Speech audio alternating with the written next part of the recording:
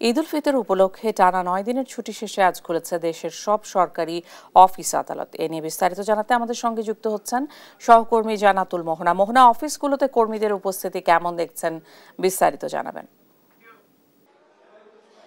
এই মুহূর্তে আছি আমরা রাজধানীর সচিবালয়ে অর্থ মন্ত্রণালয়ের সামনে, এবং আপনারা জানেন যে টানা ৯ দিনের ঈদ উল ফিতরের ছুটি কাটিয়ে আজ অফিস শুরু হয়েছে এবং সরকারি, আধা সরকারি, স্বায়ত্তশাসিত প্রতিষ্ঠানগুলো আজ থেকে খুলেছে এবং সেই সাথে কর্মব্যস্ততা বেড়েছে সচিবালয় জুড়ে। যে চিরচেনা সচিবালয় কিছুদিন অর্থাৎ ৯ দিন যে স্থবিরতা দেখতে পেয়েছি তা আজকে মুহূর্তের মধ্যে কেটে গিয়েছে এবং সকলেই আনন্দের সাথে সচিবালয়ে এসেছেন এবং এসে তাদের স্বস্তি পাওয়ার কথা জানালেন। এই প্রথমবারের মতো যেহেতু তারা টানা ৯ দিন ছুটি পেয়েছেন, তারা জানিয়েছেন যে কোনো ভোগান্তি ছাড়াই পরিবার প্রিয়জনদের সাথে তারা ঈদ করেছেন এবং ঈদের সময়টি পার করেছেন।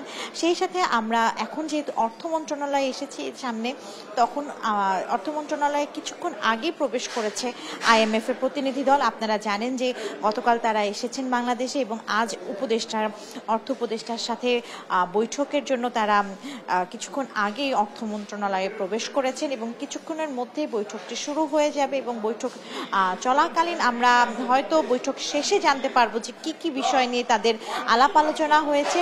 এছাড়া আমরা এখানে কিছুক্ষণ আগেই অর্থ উপদেষ্টার সাথে কথা হয়, কুশল বিনিময় করেন তিনি সাংবাদিকদের সাথে এবং সে সাথে তিনি জানান যে যুক্তরাষ্ট্র যেই শুল্ক আরোপ করেছে, অর্থাৎ বাংলাদেশের উপর 37% যে শুল্ক আরোপ করেছে বাংলাদেশি পণ্যের উপর, তারা তেমন কোনো প্রভাব পড়বে না তৈরি পোশাক রপ্তানির ক্ষেত্রে, বা সেই রকমভাবে প্রভাব মোকাবেলা করার জন্য তারা প্রস্তুতি গ্রহণ করছে বলেও জানিয়েছেন অর্থ উপদেষ্টা।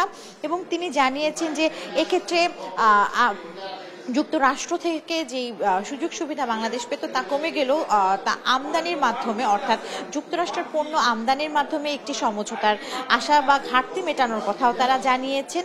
এবং সেই সাথে রোজায় ভোগ্য পণ্য সহ যেই জরুরি পণ্য তার দাম দাম দাম স্বস্তির আওতায় বা দাম জনগণের স্বার্থের আওতায় আনতে পেরেছেন বলেও তিনি এ নিয়েও স্বস্তি প্রকাশ করেছেন। সেই সাথে জানাতে চাই যে IMF বৈঠকটি শেষ হলে আমরা জানতে পারবো যে কি নিয়ে আজ তারা বৈঠক করছেন। তো এই ছিল আমার কাছে অর্থ মন্ত্রণালয় থেকে সর্বশেষ সংবাদ।